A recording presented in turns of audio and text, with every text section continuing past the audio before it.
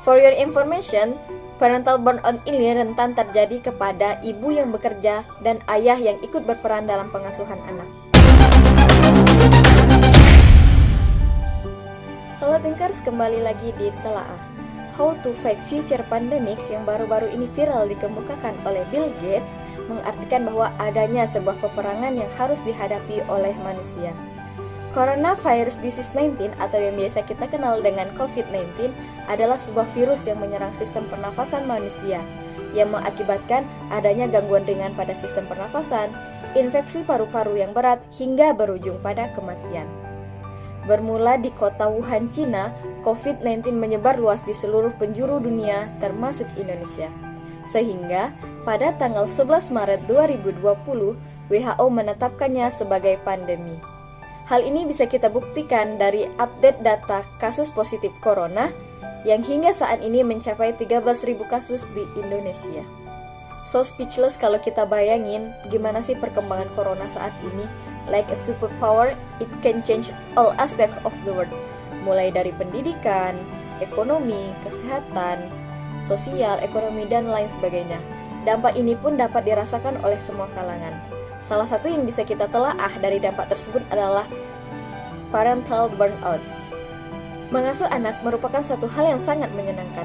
Namun tak disangka, ternyata hal tersebut juga dapat membuat seseorang menjadi stres. Dan ketika orang tua kekurangan sumber daya yang dibutuhkan untuk mengatasi stres tersebut dan berdampak pada pengasuhan anak, disinilah mereka mengalami parental burnout. Jadi dapat dipahami bahwa parental burnout adalah kelelahan yang intens terkait dengan peran orang tua, di mana seseorang menjadi tak terkendali secara emosional terhadap anak-anak dan meragukan kapasitas menjadi orang tua yang baik. How many parents are experiencing this? It's hard to say and varies based on statistical analysis.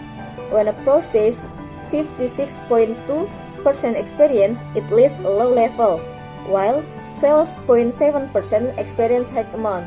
Another says 8.8%. Jadi, untuk pengalaman parental burnout ini memang bervariasi dan dikategorikan berdasarkan levelnya. Menurut perkiraan prevalensi titik paling konservatif, sekitar 3,5 juta orang tua di Amerika Serikat mengalami parental burnout.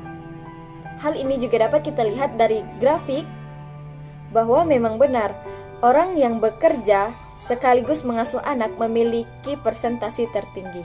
Crucially, parental burnout bukan hanya sekedar stres biasa, akan tetapi stres kronis atau yang berkelanjutan. Kita tidak boleh menganggap remeh stres biasa ini. Apabila stres biasa dialami terus-menerus setiap hari, maka akan berdampak pada stres kronis. Berbagai penelitian yang membahas tentang apa sih sebenarnya resiko terbesar terjadinya parental burnout ini adalah antara lain orang tua yang sangat berambisi untuk menjadi sosok yang sempurna. Kedua adalah kurangnya kemampuan untuk manajemen emosi dan stres mereka. Yang ketiga adalah kurangnya dorongan emosional dari pasangan atau kurangnya kerjasama, kurangnya komunikasi, itu juga dapat menyebabkan parental burnout. Yang keempat adalah mungkin pengasuhan orang tua yang buruk. Yang kelima adalah mungkin orang tua tersebut memiliki anak yang berkebutuhan khusus.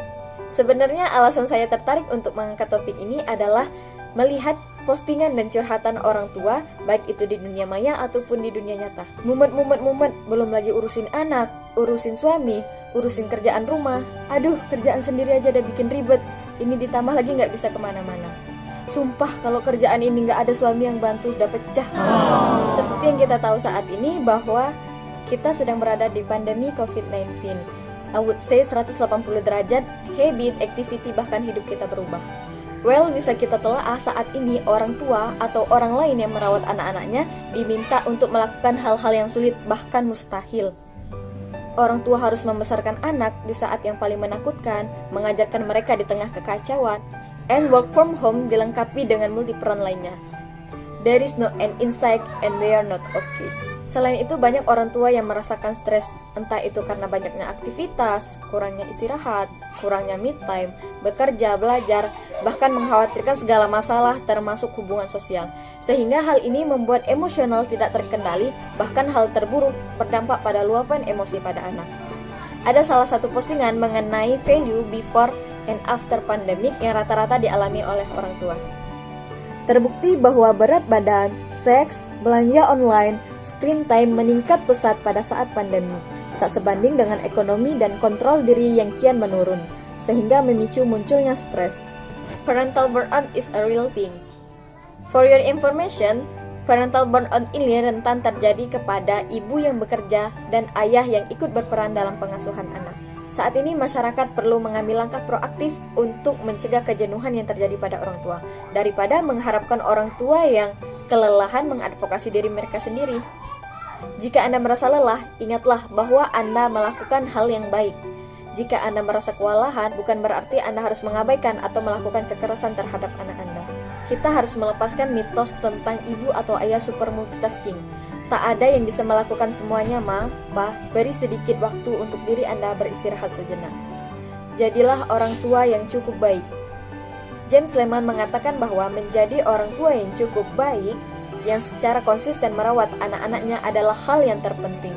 Anda tidak perlu menjadi ibu atau ayah yang super, yang tanpa cacat sedikit pun untuk membesarkan anak-anak Anda dengan baik. Jadi, kendurkanlah diri Anda sedikit. Capai keseimbangan relatif antara memenuhi kebutuhan keluarga dan merawat diri Anda sendiri. Karena feeling good dari orang tua akan berdampak positif bagi anak. Dan jangan lupa tetap berkolaborasi dan bekerja sama dengan pasangan Anda, berbagi tugas dan berbagi kelelahan, serta fokus pada hal-hal yang positif. Oke, Thinkers, terima kasih telah menonton video ini. Semoga bermanfaat. Sampai jumpa.